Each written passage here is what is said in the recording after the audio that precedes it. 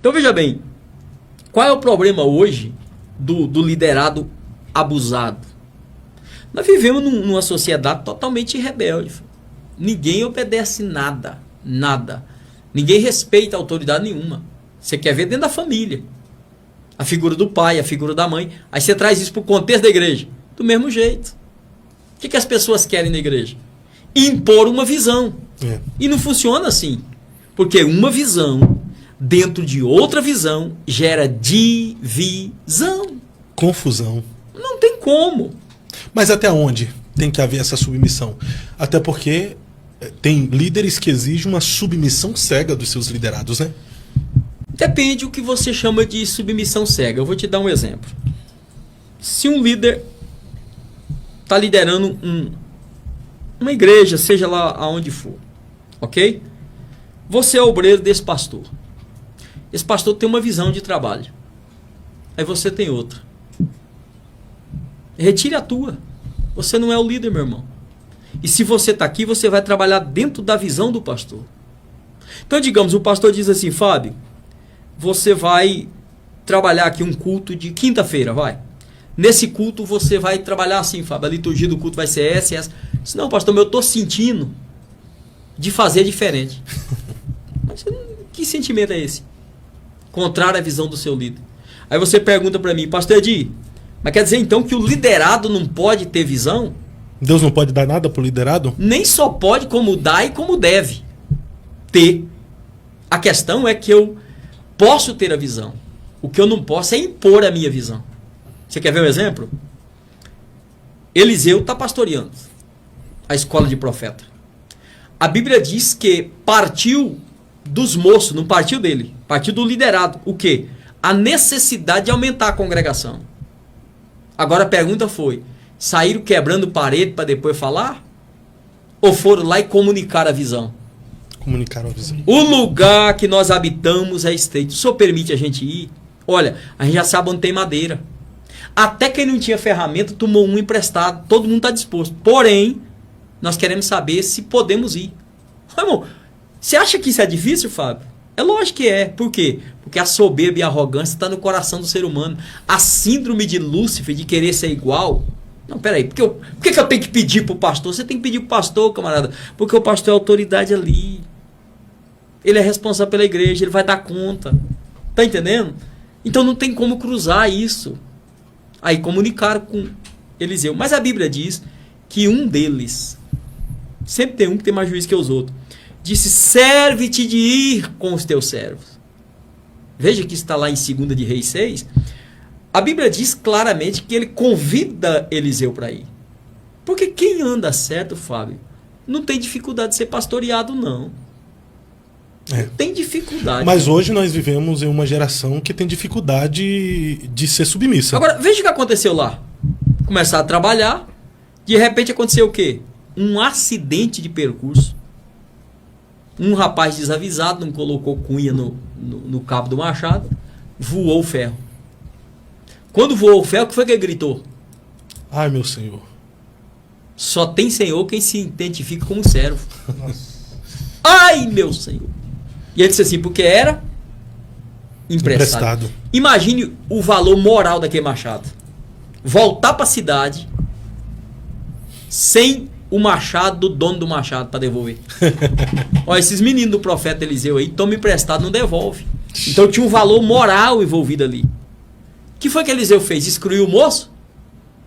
Só perguntou, meu filho, fala para mim, aonde foi que caiu? Só preciso disso. Só fala direitinho, confessa. Foi aqui. A autoridade tá ali para restaurar, irmão, não é para matar, não. Meu Deus. Aonde é que foi? Foi aqui.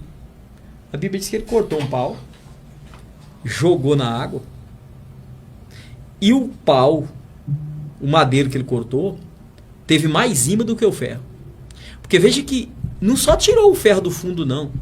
A Bíblia diz que fez flutuar. Olha o ferro por cima da água assim, ó. Aí Eliseu virou pro menino e disse assim, pega. Não foi Eliseu que pegou e devolveu para ele, não. Pega. Ele pegou e continuou o serviço. Agora a pergunta é, a visão de aumentar a congregação eles tiveram. Aonde buscar madeira, eles podiam. Até ferramenta emprestada eles tomou. Mas fazer ferro flutuar, só Eliseu, irmão. Autoridade. É forte. Não, tem coisa que Deus só dá pro líder, Fábio. Um pastor fica 20, 30 anos numa igreja. Você vai lá, prega. Pode ser o pregador que for, o mais famoso. Mas prega 2 horas de mensagem. Aí termina, o pastor vai lá, devagarzinho, faz o apelo. O povo aceita Jesus. O pregador acha que foi ele. É nada, a graça que Deus deu pro pastor no final. Um pastor fica 30 anos numa igreja. Ele prega terça, quinta, sábado, domingo, escola dominical.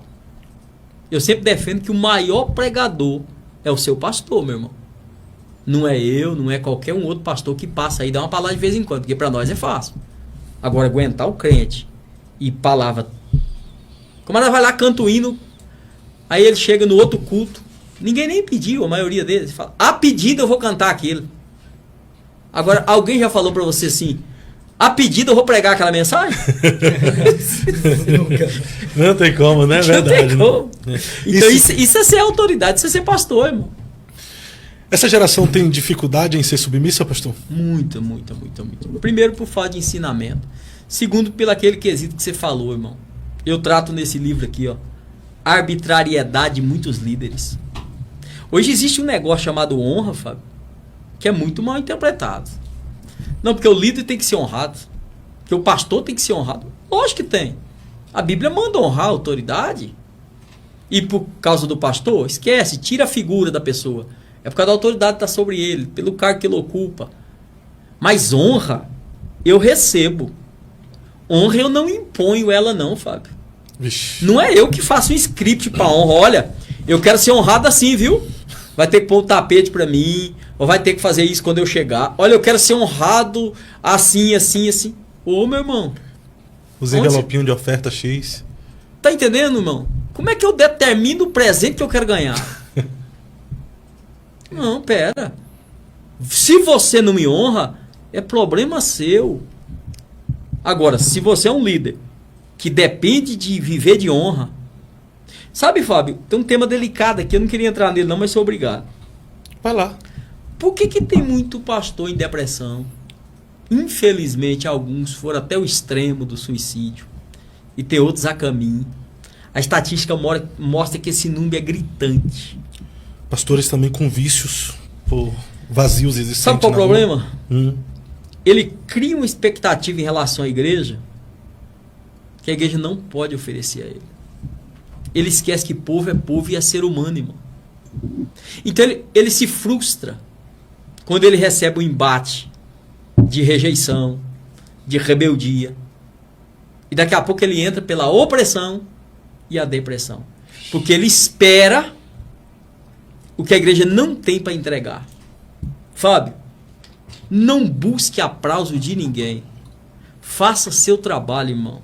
Seja coerente com aquilo que você prega. E os resultados virão automaticamente, irmão. Olha, eu me decepciono com alguns líderes aonde passa às vezes. Rapaz, o camarada arruma um choreiro no púlpito.